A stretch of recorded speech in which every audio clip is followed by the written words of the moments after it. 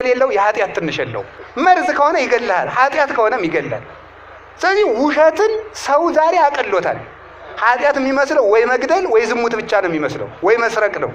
መዋሸት ትልቅ ኃጢአት ነው። እግዚአብሔር እውነት ነው፣ አትዋሹ፣ እውነተኛ ሁኑ፣ የሌላችሁን አለኝ አትብሉ፣ ያላችሁን የለኝም አትበሉ። ሐሰት የክደት ሁሉ ራስ ነው፣ የኃጢአት የበላይ ነው። እንወር ብለን መዋሸት ነገ ለሚታሰር አንደበት፣ አንዳንዱ ገንዘብ ብሎ አንዳንዱ ፈርቶ፣ ነገ ግን እንታሰራለን። በመኮንነ ጽድቅ በኢየሱስ ክርስቶስ ፊት እንቆማለን። ያን ጊዜ እሱ ምስክር አያሻውም። ራሱ ኃጢአታችን አስጥቶ ይመለከተዋል። የሌላችሁን አለኝ አትበሉ። ሰው ጋር ለመኖር ብላችሁ ቁና ሳይኖር አለኝ አትበል፣ ውሸት ነው። ሴቱም ድንግልና ሳይኖራችሁ ነኝ ብላችሁ በተክሊል አታውቁ። አንታረቅ የታረቅን ምስለን ማስቀደስ ውሸት ነው። ይሄ ቂማችሁን ተው፣ ሕፃን ሁኑ፣ ቂም ተው፣ ቂም አይኖርባችሁ። ቂም በሰው ልብ ውስጥ ተቀምጦ የሰውን ሕይወት የሚበላ ትል ነው ይላል። ቂመኛ ሰው ሰላም የለው። ራሱን ትል የቆሰነት አካል እንደሚበላ የሰውን ሕሊና የሚበላ በውስጥ የተቀበረ አውሬ ቂም ነው። እንቅልፍ የሚያሳጣ ሰውን ባየነው ቁጥር አይምሯችን እንዲደማ የሚያደርግ ምንድነው? ቂም ነው። ሰላማዊ ሰው ማን ነው ካላችሁኝ፣ ሰውን ያልበደለ ሰው ነው። በሰው ቂም የማይቋጥ እንዴት ብዬ ቂም ይጥፋልኝ? የበደለኝ የበደለች ብዙ ነው። እግዚአብሔር ለአንተ ስንት ነገር ትተወልሃል ነው መልሱ። እግዚአብሔር የ30 ዓመት በደል ከተወልህ አንተ የአንድ ቀን የሁለት ቀን የሶስት ቀን የእህትህን የወንድምህን በደል ለምን አትተውም? እግዚአብሔርን ሁሉ ዕዳ ትቶልሃል። ሰርቀህ ዝም፣ ዘሙተህ ዝም፣ አመንዝረህ ዝም፣ ተሳድበህ ዝም፣ ደብድበህ ዝም፣ እግዚአብሔርን ሁሉ ዝም ብሎ አይተዋል። ምን አለ አንተ የአንድ ቀን የሁለት ሰው የሶስት ቀን አንድ ዓመት ይሄን ሰውዬ ከቻልኩት 5 ዓመት ይሄ ነው። እግዚአብሔር እድሜ ዘመንህን አንተን ችሎ የለም ወይ? እናንተም ተው፣ እሱም ይተውላችኋል። እናንተ ይቅር በሉ፣ እሱም ይቅር ይላችኋል። ይቅር እንዲለን ይቅር ማለት አለብን፣ እንዲተውልን መተው አለብን። ሰላማዊ ሰው እግዚአብሔርን የሚመስል ሰው እንኳን ከሰው ጋር ከአውሬ ጋር መኖር ያውቃል። ክፉ ሰው ደግሞ ከራሱ ጋር መኖር አይችልም። የመጀመሪያው ጦርነት ምንድን ነው? ሰው ከራሱ ጋር የሚያደርገው ጦርነት ነው። ከራሱ ጋር ያልታረቀ ሰው ከሰው ጋር መኖር አይችልም። ከሰው ጋር መኖር ያልቻለ ሰው ሕዝብና ሕዝብን ያባላል። ሕዝብ ጋር መኖር ያልቻለ ሰው ሀገርን ከሀገር ጋር ያጣላል። ከራሱ ጋር የታረቀ ሰው ግን ከሰው ሁሉ ጋር መኖር ይችላል። አልፎም ከፍጥረታት ጋር ሰላም መሆን ይችላል። እንደ ሕፃናት ካልሆናችሁ መንግሥተ ሰማያት አትገቡም ብሎ ጌታ የተናገረ። የገዛ ክብሩን የሚያይ ሰው የእግዚአብሔርን ብርሃን ማየት አይችልም። ሁልጊዜ እንቁራሪት አሉ የምትጮህ ባሕሩን የማስተዳድረው እኔ እየመሰላት ነው አሉ። በጣም እኮ የሚገርማችሁ ማለት ማታ ማታ ወንዙ ስጮህ አትሰሟትም? እንቁራሪት የምታቅራራ የባሕሩ ጌታ እኔ ነኝ ብላ ነው ማለት ነው። ግን የሚያኖራት ማን ነው? ባሕሩ ነው የሚያኖራት። ባሕሩ ያኖራታል እንጂ እሷ ባሕሩን አታኖረውም። አሁን ዓለምን የሚያፋጀው ምንድን ነው? ለራሱ ክብር መጨነቅ ነው። ሁሉም ሰው የኔ ዘር ታላቅ ነው ይላል። የማን ዘር ነው እንግዲያ ትንሽ? ሁሉም ሰው የኔ ዘር ትልቅ ነው። ሁሉንም ሰው ስሙት። እኛ እንደዚህ እኛ እንደዚህ እንዲህ ያለውን ኩራት ነው መተው። የሚፈርስ የሚበሰብስ የባሰም ልናገር ነው። የሚተላ የባሰም ልናገር። የሚሸት የሰው ልጅ ምን ያኮራዋል ይላል። በሶስተኛው ቀን ቀብረው ሲመለሱ የምትለወጥ አይደለህም እንዴ ይላል። ምን ያኮራል? ሊቅ ብትሆን የፊደሉ መምህር ይበልጣል። ፊደል አስተምሮሃል። ፊደልን ያላወቅበት ጊዜ ነበር። ስለዚህ የፊደል መምህር ይበልጣል። ኃይል ቢኖርህ ኃይል የሰጠ እግዚአብሔር ነው የሚመሰገነው። ብትሰጥ እግዚአብሔር የሰጠህን ነው። ብትናገር እግዚአብሔር ያናገረህን ነው። ያን እየኮራን ነው መኖር ያቃተን። ራሱ የሚመካ ሰው ፈጥኖ ይወድቃል። በስልጣኑ ቢመካ በሁሉ ቢመካ። ቴዎድሮስ እግዚአብሔር ምን ያደርጋል የሚል ጥያቄ አንድ ተማሪ እኔ ወንበር ልሁን ሰው ቁሞ ይጠይቁ አላቸው። ወንበራቸው ተቀመጠና እግዚአብሔር እንዲህ ያደርጋል አላቸው። እሰውን አስለቅቆ ሌላ ሰው ይሾማል ማለት ነው። እግዚአብሔር እንዲህ ያደርጋል። ዙሮ ማየት ሰው ሲሾም ያልተሾመ ሰው እንደነበረ ይረሳዋል። አመድ እንደነበረ ይረሳዋል። እናቱ ስንት ነገር አድርጋ እንዳሳደገችው ይረሳዋል። ይህንን ቤት ያደረገው የተፈጨ አሸዋ ተጠራቅሞ እኛ የቆምነው ህብረት ስላለንና እግዚአብሔር ብናኝ የነበርነውን አፈር አጠራቅሞ ስለሰራን ነው። እግዚአብሔር ስላቆመን ነው እንጂ በራሳችን የቆምነው ነገር የለም። ተመልከቱ፣ አንድ ጠጠር መቀነስ ብንጀምር ቤቱ መናድ ይጀምራል። እንደ አውራ ዶሮ ዝም ብሎ መኩራት። የሚኮራ ሰው ዶሮ ነው፣ እግዚአብሔራዊ አይደለም፣ ሰው አይደለም። እውነት እንኳን ቢሆን የሰይጣን ምስክርነት አይደመጥም። እውነት እንኳን ቢሆን ወልድ መንፈስ ቅዱስ ምስክር ይሆናሉ ነው እንጂ አጋንንት ምስክር ይሆናሉ የሚል መጽሐፍ አለ? አጋንንት ምስክር ይሆናሉ። አጋንንት የመሰከሩለት ሰው ራሱ የጋኔን ወዳጅ መሆን አለበት። የቅዱሳን ምስክር ሥላሴ፣ መላእክት፣ እመቤታችን፣ ቅዱሳን እነዚህ ናቸው። ርኩስ ለቅዱስ ምስክርነት አይበቃም። እግዚአብሔር 10 ሕግ ሲሰራ ለሰይጣንም 10 ሕግ አለው። እግዚአብሔር አትስረቅ ሲል ሰይጣን ለሰይጣን እንኳ 10 ትእዛዛት አሉት። ሰይጣን በእኛ ክርስቶስ መኖሩንና አለመኖሩን በምን እንደሚያውቅ ታውቃላችሁ? ሰውየው አለበት ክርስቶስ አብሮት ነው ብቻውን ነው የሰውየው ማወቅ ሲፈልግ አብሮ ይውልና ሲቆጣ ሲያየው ብቻህን በል። ምክንያቱም ከቁጡ ሰው ጋር ክርስቶስ የለም። ማንም ሰው እግዚአብሔር ተገለጠልኝ፣ እግዚአብሔር ገለጠልኝ፣ እግዚአብሔር አነጋገረኝ ቢል ተመልከቱ፣ እግዚአብሔር አነጋገረኝ ቢል ራሱን ከፍ የሚያደርግ ከሆነ እርግጠኛ ሆኜ እነግራቸዋለሁ የእግዚአብሔር መንፈስ በዚያ ሰው ላይ የለም። ይህንን ለነሱ ጠበቃ የምትቆሙ ተከታዮቻቸው ንገሯቸው እስኪ። ለአባቶቻችሁ ቤተ ክርስቲያን ለሚበጠብጡብን፣ ፎቶአቸውን ለሚያሰግዱ፣ በፎታቸው የሚጸለይላቸውን እስኪ ንገሯቸው ዱና። ለምንድን ነው በፎቶዎት የሚጸለይ በሏቸው እስኪ። አይ ህዝቡ ነው የሚያደርገው እናያቸው እስኪ። መስቀሉን ይዘውታል። መስቀል ይዘው እየባረኩ ነው። የወርቁንም መረዘውታል፣ የብሩንም ይዘውታል። እስቲ ይቀድሱ፣ መጥተው ይቀድሱ። ጎንደር ይምጡና ይቀድሱ። እዚህ ቀድሰው ያቆርቡን። እዚህ አሁን አበራዩ ልጅ ይምጡና እስቲ ይቀድሱ። ሲቆርቡ እናያቸው። ያስቀደሰውን ህዝብ ቅዳሴ ውጭ እየተሸበሸበላቸው መጥተው ነው እኔ ቅዱሱ የሚሉት። ሳይቆርቡ ሳይቀድሱ። ወታደሮቹ ሁሉ ሊቃውንት ነበሩ። መሳፍንቱ፣ ዳኞቹ፣ ግራዝማቾቹ፣ ቀኛዝማቾቹ ሁሉ የመጽሐፍ ሊቃውንት ነበሩና ልዑል ራስ ካሳ የመንግስት ባለስልጣን ናቸው፣ ግን ሊቅ ነበሩ። ምን ይላሉ? አንድ ንጉሥ ግብር ከፈሉኝ ሲል አይ ጌቶች ልብሶትን ያውልቁና አይተን ነው የምንገብርለወት ቢሏቸው ደስ ይላቸዋል ወይ? አሁን የሀገሪቱን ፕሬዝዳንት ወይም ጠቅላይ ሚኒስትር ግብር ክፈሉ ሲል መጀመሪያ ልብሶትን አውልቀው እንወትና እንገብርለወት ብንላቸው ደስ ይላቸዋል ወይ ይላሉ። አይሉም፣ እንደውም ያስራሉ፣ ይቀጣሉ። ታዲያ ንጉሥን ልብስህን አውልቄ ልገብርልህ ሲሉት የሚከፋው ከሆነ እግዚአብሔርን መርምሬ ልወቅህና ልመን ቢሉት እንዴት አይከፋውም? አመን ነው። ሃይማኖትን በልቡና የሚገልጡ ሁለት መሰረታዊ ነገሮች ማመንና ማድነቅ ናቸው። ማመንና ማድነቅ ሃይማኖት እንዲገለጥ ያደርገዋል ማለት ነው። አራቱን ጉባኤያት እንኳን ብንጨርስ ትምህርት ጨረስኩ አይባልም። ገና ቅዱስ ኤፍሬም ብቻ እኮ የደረሰው መጽሐፍ 14,000 መጽሐፍ እኮ ነው። ገና እኛ የተማርነው ውዳሴ ማርያም አንድምታ ነው። አንዱን መጽሐፉ አንዱን ያችን ነው። በዚያችን የተጀመረችው ሐዲሳት ሲጀመር ሃይማኖተ አበው ላይ ዘቅዱስ ኤፍሬም የሚባላል። በቃ ያችን ተማር። ገና እኮ ነን። ምኒቱንም እንኳን አልቀመስናትም። የሚያውቀዋል። አሁን ገነት ውስጥ ነፍሳት ያሉ ቁመው ነው፣ ተገምጠው ነው፣ ጠጋ ብለው ነው፣ ተላብሰው ነው። ምን እያለ እንዴት ሆኖ ነው ያሉ ገነት ውስጥ? መልሱ ሙተህየው ነው አይደለም እንዴ? ለዚያውም ገነት ከገባህ ማለት ነው። ስለዚህ ተሙቶ የሚታወቅ እውቀት አለ ማለት ነው። ስንሞት የምናውቀውን ዛሬ እናውቀው ቢባል አናውቀውም። ሲኦላውን ነፍሳትም እንዴት ሆነው ነው? እየተሰቃዩ ነው። ምን እየተሰቃዩ ነው? ይሄ ምንም ጥርጥር የለውም። ሲኦል ብሎ እረፍት የለም። እየተሰቃዩ ከሆነ በቀን ስንት ጊዜ ነው የሚገረፉ? አስጎንብሰው ነው አስረው ነው የሚገርፏቸው? አገራረፉስ እንዴት ነው? ይሄን ሙተህየው ለዚያውም ሲኦል ከገባ ነው አይደል? ለዚህ መልሱ እንሞት የምናውቀውን እውቀት ሁሉ ዛሬ አምጡ አይመጣም። ክርስቶስ ሲመጣ የምናውቀውን ነገር ምን አገፋፋን? ክርስቶስ ሲመጣ ሐመል ላይ ነው የምንቆም። እንዴት ያለ መሬት ነው የሚችለን? ኢየሩሳሌም ነው ወይስ ራስ ዳሸን? ምን ጨነቀህ አንተ? ብቻ በቀኝ ቆማለሁ የሚለውን ነው መያዝ። ያቆማል፣ እዚያ ላይ ያስቀምጣል። ምን ያስጨንቃል? እሱ አስከፈለገው ቢያስቀምጥ። በግቢ ጉባኤ፣ በሰንበት ትምህርት ቤት፣ በጽዋ ማህበራት የሚጠየቅ ጥያቄ አለ። ምንም አይጠይቅ። የላም ወተት ለምንድን ነው ነጭ ሆነው? ምን ያስጨንቃል? ዝም ብለህ አትጠጣ? ነፋስ መልኩ እንዴት ያለ ነው? ምን ጨነቀህ? ዝም ብሎ ኦክስጅን መውሰድ ነው። አይጠቅም ጥያቄ፣ ለድህነት የማይረባ ምርምር። ምንም እግዚአብሔር በማይገባ ነገር ጊዜያችን እንድናባክን አልፈቀደም። እውቀትን ሁሉ ለእግዚአብሔር መተው አለብን። አምላክህ እግዚአብሔር የሚባላ እሳት ነው ይላል። አብ እሳት ነው፣ ወልድ እሳት ነው፣ መንፈስ ቅዱስ እሳት ነው።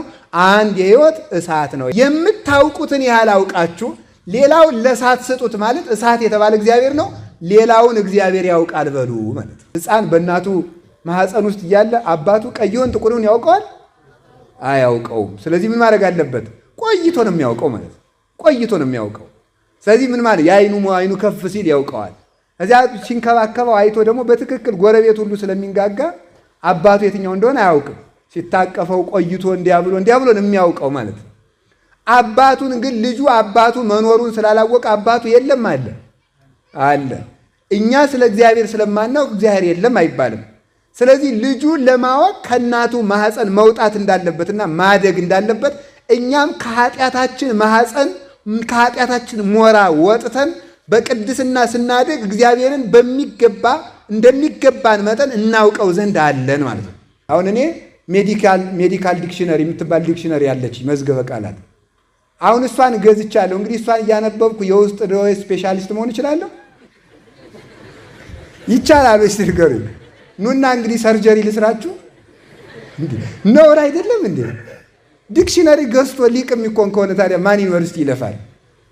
እግዚአብሔር መጽሐፍም በተግባር ነው የሚታወቀው፣ በኑሮ ነው የሚታወቀው። የበጎች በረት የተባለ መጽሐፍ ቅዱስ ነው። በር የተባለ ምንድን ነው ካላችሁኝ፣ ተመልከቱ፣ ምስጢር ነው። በበር የሚገባ ማለት መጽሐፍ ቅዱስን እየሰራ የሚያነብ ሰው የሚማር ሰው ማለት ነው። የተማረውን እየሰራ መጽሐፍ ቅዱስን የሚያነብ ነው። ለዚህ ሰው አጻዊኒ ያርህ ወሎቱ ቁልፍ የያዘው ሰው ወይም ዘበኛው እረኛ እንደሆነ ያውቀዋልና በበር ሲገባ አይቶ ይከፍትለታል። ቁልፍ ያዡ የመጽሐፍ ቅዱስ ቁልፍ ያዥ የተባለ መንፈስ ቅዱስ ነው።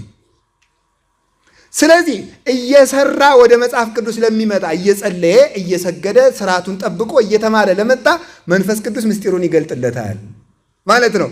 በመስኮት የመጣ ግን ሌባ ነው ማለት ተመልከቱ። ሳይማርና ስነ ምግባር ሳይኖረው መጽሐፍ ቅዱስን አንጠልጥሎ የሚጠቅስ ሰው የመጽሐፍ ቅዱስ ሌባ ነው። በሉ የመጽሐፍ ቅዱስ ሌባ በሉ። የምን ሌባ ነው ይሄ? የመጽሐፍ ቅዱስ ሌባ ነው። ሰው ሁለት ትንሣኤ ነው ያለው። አንዱ ክርስቶስ ሲመጣ የምንነሳው ትንሣኤ ነው። የመጀመሪያው ትንሣኤ የተባለ አሁን ነው። የመጀመሪያው ትንሣኤ ነው ማለት ማንኛውም ሰው በየዕለቱ የመጀመሪያ ትንሣኤ መነሳት ይችላል። ያ ምን ይባላል? ትንሣኤ ልቡና ይባላል። ሰው የሚተኛባቸው 3 የተከለከሉ አልጋዎች አሉ። በዚያ የተኛህ ነው ተነስ የሚለው ዲያቆኑ። አንደኛው ስንፍና አልጋ ነው። ሁለተኛው የመርሳት አልጋ ነው። ሶስተኛው የኃጢአት አልጋ ነው። እነዚህ ተነሱ ነው። ሕይወታችሁን የረሳችሁ ክርስቶስን የረሳችሁ ሰዎች ተነሱ ማለቱ ነው ዲያቆኑ። የኢትዮጵያ ትንሣኤ የምንለው እሱ ነው። ሰው ሞቱን ረስቶ ሰው እየገደለ ነው። ታሪክ ረስቶ ሰው እያጠፋ ነው። እግዚአብሔር ተረስቶ በዘር እየተባላን ነው መነሳት ትንሣኤ ይለዋል ነው። ከዚህ ክፋት ተነስ። እግዚአብሔርን ከመርሳት፣ ሞትን ከመርሳት፣ ቅዱሳንን ከመርሳት፣ ቤተክርስቲያንን ከመርሳት፣ እዚህ ያለ መርሳት ኃጢአት አልጋ ያላችሁ በንስሐ ተነሱ። በስንፍና አልጋ ያላችሁ በትጋት ተነሱ። ጸልይ ተኝቶ፣ የሚያነብ ተኝቶ፣ ያጠና ተኝቶ፣ እንደዚህ አድርጎ ያጠናል። በዚያው መጽሐፉ ይዞት ልም ይላል ማለት። እናንተ በግራም ቀጥ በቀኝም ቀጥ ነው። በመንፈሱም እውቀት የለም፣ በስጋውም እውቀት የለም። በግድ ተለምና ነው ያቺ ሲመታ የምትመረቁት ማለት ነው። ኢትዮጵያ ተነሳች የምለው እኔ ስንፍናችን ስናስወግድ፣ ኃጢአት በንስሐ ስንነሳ፣ ከመርሳት በተዘክሮ ስንነሳ፣ በማሰብ እግዚአብሔርን በማሰብ ታሪክን በማሰብ ሞትን በማሰብ ቅዱሳንን በማሰብ ክብራችንን በማሰብ የራሳችን ክብር ረስተነው ራሱ እኮ እንስሳ ሆነናል። አይጥ አልባስንም፣ ከባብ አልባስንም፣ እንስሳ አልባስንም፣ አውሬ አልባስንም። እስቲ እባብን የሚበላ እባብ አምጡ፣ እስቲ ዘንዶን የሚበላ ዘንዶ አምጡ። የለም። አንበሳን የሚበላ አንበሳ እስኪ አምጡ፣ እስኪ በሬን የሚበላ በሬ አምጡ። ሰው ከእንስሳ አልባሰብ። ከዚህ ስንነሳ ነው ኢትዮጵያ ተነሳች ማለት። ደግሞ የምንወደውን ባንዲራ እንድንጠላው እኮ ነው እንደሚያደርጉብን። ሰው እመቤታችን እንዲጠላት እመቤታችን በአብይ ጾም ብሉ ብላለች እያለች ያቺ ሰው እያስበላች ነው ሰሞኑን አሉ። አይደረስ ነው እመቤታችን ብላኛለች እያሉ መነኩሴ እንዲጠላ መነኮሳት እንዲህ ብለዋል ይባላል። ባይታዊ እንዲጠላ ባይታዊ እንዲያደርገ ይባላል። ባንዲራ እንዲጠላ በባንዲራው ስም መጡብን። ካህን እንዲጠላ አይደለ እንዴ? አሁን በከተማ ስትሄዱ እኮ ካህናት እንዲጠሉ ልብሰ ተክህኖ ለብሶ የሚሰክር ሰው ታገኛላችሁ። ያ ሰውዬ ካህን አይደለም። ካህናትን እንድትጠሉ የሚያደርግ የተሐድሶና የፕሮቴስታንት ክንፍ ነው። መጽሐፍ ቅዱስን ራሱ እኮ የሚነግዱበት ከቤተ ክርስቲያን ተቀብለው እኮ ነው። መጽሐፍ ቅዱስ ሆኖ እንዲቆይ ሕልውናውን የጠበቀችለት እኮ ቤተ ክርስቲያን ናት። መጽሐፍ ቅዱስን የጠበቀችው ቤተ ክርስቲያን መጽሐፍ ቅዱስን ትተሻል አትባልም። አይኑ የሚያይ ሰው አይን የለህም ይባላል። መጽሐፍ ቅዱስን የምትኖር ቤተ ክርስቲያን መጽሐፍ ቅዱስ አታውቂም አትባልም። ማርን እየበላ ያለን ሰው ቀምሶ የማያውቅ ሰው ማር አይጥምም ማር አልበላህም ይባላል አይባልም። ክርስቲያን እኮ መጽሐፍ ቅዱስን ኑራ የምታውቅ ዮሐንስን የሚጸልይ ሰው ትልቅ በረከት ያገኛል። ከሚቆምበት ቦታ የብርሃን ምንጣፍ ይነጠፍለታል። ራዕየ ዮሐንስን የሚያነብ ሰው ብፁዕ ነው ይላል። ብፁዕ ንዑድ ክቡር ነው፣ ክብር ያገኛል። እንዲያውም አንድ ዲያቆን ነበረ። አንዲት ንግሥት ታማ ራዕየ ዮሐንስን እየሄደ በየቀኑ እያነበበላት ምሕረት ታገኝ ነበረ። ዲያብሎስ ደግሞ ክፉ ነውና ይሄንን ለማቋረጥ ምን ይላል? ንጉሥ አንተ ስትወጣ ስጦታ እኮ ከሚስት ጋር ኃጢአት የሚሰራ ሰው አለ ብሎ ነገር ደግሞ አስነሳ። በሰዎች አድሮ ነው። ነገ ታዘብ ሲሉት እውነትም ጠዋት ቢመጣ ያ ዲያቆን ቆሞ እያነበበ በሉ ይሄንን ዲያቆን በቆዳ ጠቅላችሁ ባህር ጣሉት አላቸው። ባህር ወስደው ሲጥሉት አንድ ቀይ ጎልማሳ መጥቶ ከባህሩ ላይ ከእጃቸው ነጥቆ አፈፍ አድርጎ ወስዶ ደሴት ላይ ያስቀመጠው። ደሴት ላይ ያስቀምጦት ሲኖር ሚስቲቱ ደዌ ጸናባት። ንግስቲቱ በሀገር ቢዞር በሐኪም ቢዞር አልድናለች። አልድን ስትል ምን ላድርግ ብሎ ሲጠይቅ አንድ የበቃ ባይታዊ መጥቶ ምን አለው መሰላችሁ? ያ ዲያቆን ካልጸለየላት አትድንም አለው። ያማ ሙቶ ይል ባህር ጥየው ለአንተ መሰለ እንጂ እሱስ አልሞተም። እንዲህ ያለ ደሴት አለልህ አለው። ሄዳ እዚያ ደሴት አምጥቶ ሲጸልይላት ራዕየ ዮሐንስን ሲያነብላት ያቺ ንግሥት ዳነች። ይሄማ የተከበረ ሰው ነው ብሎ ለጵጵስና እንዲበቃ አደረገው። ያ ዲያቆንም እስከ ጵጵስና ድረስ ደረሰ ይላል። ያ ቀይ ጎልማሳ ከሞት የነጠቀው ጎልማሳ ለካ ቅዱስ ዮሐንስ ነበረ። አይዛብ የሚያምኑት በምንድን ነው? በቁጥር አይደለም። ምንድን የሚሉት? በስተናል፣ እየበዛን ነው፣ እያየልን ነው፣ እናጠፋችኋለን፣ እንደንፋባችኋለን የሚባል ብዛት ለአሕዛብ ተሰጥቷል። የእግዚአብሔር ሕዝብ በቁጥር ሊያንስ ይችላል ማለት በቁጥር ሊያንስ ይችላል። ሊሞትም ሊገደልም ተገድሎም ሙቶም ታስሮም ተገርፎም የእግዚአብሔር ሕዝብ ሊቀንስ ይችላል። ሀብት ብሎ ሃይማኖት አይመሰረትም። ሀብት ተብሎ የሚመሰረተው አክሲዮን፣ ገንዘብ ተብሎ መብል ተብሎ የሚስት ብዛት የባል ብዛት ተብሎ የመብል የመጠጥ ብዛት ተብሎ የረፍት ብዛት ተብሎ ውበት ተብሎ ልብስ ተብሎ ጌጥ ተብሎ ሹመት ተብሎ ሃይማኖት አይመሰረትም። ሀብታቸው ነው የሚመኩት። እናጠፋችኋለን የሚሉት ሁሉ በሀብታቸው ሲበዙ በቁጥር ሲበዙ የአሕዛብና የማያምን ሰው መመኪያው አንድ ቁጥር ነው፣ አንድ ገንዘብ ነው፣ አንድ ሹመት ነው፣ አንድ ጉልበት ነው። የማያምን ሰው መገለጫው ማለት ነው። ቁጥር አይታችሁም አትኩሩ፣ ቁጥር አይታችሁም አትፍሩ። አሕዛብ በዙ የመድኃኔ ዓለም ያለ ልናልቅ ነው ብላችሁ የማይገባ ፍርሃት አትፍሩ። እነስኒ ክርስቲያኖች ቁጥራችን ጥቂት ነው ብላችሁ ተስፋ አትቁረጡ። እግዚአብሔርም የኃጢአተኞችና የከሃዲዎች መብዛት የአማኞች ማነስ አያሳዝነውም ማለት አያበሳጨውም። በዚህ እግዚአብሔር አይጎልበትም። ክርስቲያን ባለ ቁጥሩ ስራ ሰርቼ ልሙት ብሎ ይተጋል። አንድ ይሆናል። ልዩነቱን አጥፍቶ አድማውን መከርክሩን አጥፍቶ በፍቅር ተመስርቶ ባለ ቁጥሩ ቢነሳ ክርስቲያን ምንጊዜም ያሸንፋል። ቁጥር ለክርስቲያን መሰረቱ አይደለም፣ ሀብት መሰረቱ አይደለም። አትስሩ አላልኳችሁም? ምን የመጀመሪያ ቁም ነገራችን እግዚአብሔር ነው። ስጣጡ እንዳትክዱ፣ ሲቸግራችሁ እንዳትክዱ፣ አማችሁ እንዳትክዱ፣ ስትሰደዱ እንዳትክዱ፣ ስትታሰሩ እንዳትክዱ። ያለመጠን የሚበላ መጠን የሚናገር ያለመጠን የሚለብስ ያለመጠን የሚያገባ ያለመጠን የሚመቸው ከእግዚአብሔር ረድኤት ውጭ ነው። እግዚአብሔር ሰው ግን ሁሉም በመጠን የሚሆን ነው። ሊቀ ካህናት ሲያገለግል ልብሰ ተክህኖ ይለብሳል፣ ኤፉደ ቅኔውን ይይዛል፣ ካባ ላንቃ ይደርባል። ክርስቶስ ሊቀ ካህናት ነው። በዚህ ዓለም ካባ ላንቃ ያልደረበ ምንድን ለምን ይመስላችኋል? የእሱ ልብሰ ተክህኖ ከድንግል ማርያም የለበሰው ሥጋ ስለሆነ ነው። እመቤታችን የሊቀ ካህናቱ ልብሱ ሊቀ ካህናቱ መቅደሱ ናት። ከእመቤታችን የጠፋ ከእመቤታችን የሸሸ ከእመቤታችን የጎደለ ከክርስቶስ ይጎላል። ክርስቶስ ያለ ከእናንቱ ጋር። አንተ ዳርዳሩን ብትዞር አታገኘውም። ሰብአ ሰገል ያገኙት ከእናቱ ጋር፣ መላእክት ያገኙት ከእናቱ ጋር፣ ሐዋርያት ያገኙት ከእናቱ ጋር፣ ቤተልሔም የነበረ ከእናቱ ጋር፣ ሲሰቀል የነበረ ከእናቱ ጋር፣ ሲያርግ ከእናቱ መሃል፣ መንፈስ ቅዱስን ሲልክ እናቱ ባለችበት መጣ። እናቱን አስከትሎ ይመጣል። እመቤታችን የሌለችበት የማትመሰገንበት ውዳሴ ማርያም ሳይደገም የሚዋልበት ቤት ሲኦል ነው በሆነ። ሌሎች ሴቶች ግን እንደ እመቤታችን ናቸው አትበል። ከድንግል ማርያም ውጭ የሆኑትን ሴቶች ከድንግል ማርያም ጋር አምጥተህ አታስተካክል። ያለ ዘር የወለደችውን በዘር ከሚወልዱት ጋር፣ ኃጢአት የሌለባትን ኃጢአት ካለባቸው ጋር። ሴቶች ከወንድ ካልተገናኙ ወተት ማፍለቅ አይቻላቸውም። ድንግል ማርያም ግን አምላክን በድንግልና ጡት አጥበታ አሳደገችው። ፍጥረትን ሁሉ በዝናብ አብቅሎ በፀሐይ አብስሎ የሚመግብ ጌታ ሀሊበ ድንግልናሽን ይዞ ጠባ። አምላክን አጥብቶ እንደማሳደግ ያለ ክብሬት ይገኛል። አራቱን ባህሪያት ለአራቱ ባህሪያት የሚመግብ ነፋስ ጠባያችን ነፋስ የሰጠ፣ ውሃ ጠባያችን ውሃ ያፈለቀ፣ እሳት ባህሪያችን ፀሐይ ያወጣ፣ አፈር ባህሪያችን እህል ያበቀለ እሱ አዛ አጥባተኪ ወጠበው ሀሊበ ድንግልናሽን ጠብቶ አደገ። ፍጥረትን ሁሉ ለምእመናን ሥጋውን ደሙን አብልቶ የሚመግብ ጌታ ጡትሽን ይዞ ጠባ።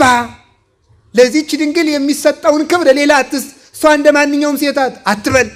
አዳም ከመውደቁ በፊት በገነት ይዞት የነበረውን ንጹሕ አካል ይዛ የተገኘች እሷ ናት። እግዚአብሔር እንግዳ ሆኖ ወደዚህ ዓለም ሲመጣ ለእግዚአብሔር የምትገባ እግዚአብሔርን የተቀበልንባት ንጽሕት አዳራሽ ድንግል ማርያም ናት። እሷ ባትኖር ከማን ገብቶ ይስተናገድ ነበረ? የተስተናገደባት አዳራሽ እሷ ናት። ሰው ሲጠፋ በእግዚአብሔር ፊት ሰውን ወክላ የተገኘች ትምክህተ ዘመድነ የባህሪያችን መመኪያ እመቤታችን ቅድስት ድንግል ማርያም ናት። እንኳን ከሌላው ጋር አታስተካክል። ድገም የሌለባትን ቡርክት አንቲ እምአንስት ከሴቶች ተለይተሽ ቡርክት ነሽ የተባለችውን ከሌላው ሴት ጋር ለምን አንድ ታደርጋታለህ? በሥላሴ ዘንድ የእናትነት ባለሟልነት ያላትን እንደ ማንኛውም ሰው ናት ለምን ትላለህ? እግዚአብሔር ዘንድ ባለሟልነትን አግኝተሻልና ማለት እግዚአብሔር ከሥጋሽ ሥጋ ከነፍስሽ ነፍስ ነስቶ ከአንቺ አንድ አካል አንድ ባህሪ ቢሆን የእናትነት ባለሟልነትን አገኘሽ። ነቢያት የትንቢት ባለሟልነት፣ ሐዋርያት የስብከት ባለሟልነት፣ መምህራን የትምህርት ባለሟልነት፣ ነቢያት መላእክት የቅዳሴ የማይሌት ባለሟልነት፣ መነኮሳት የምንኩስና ባለሟልነት፣ ባይታውያን የቅድስና ባለሟልነት አላቸው። ማርያም ግን የእናትነት ባለሟልነት አላት። ይችን ከሌላው ጋር አትጨምር። ልዩ ድንቅ አድርገህ አመስግናት፣ ልዩ አድርገህ ውደዳት። እመቤታችን የፈጠረልን እግዚአብሔር የተመሰገነ ይሁን።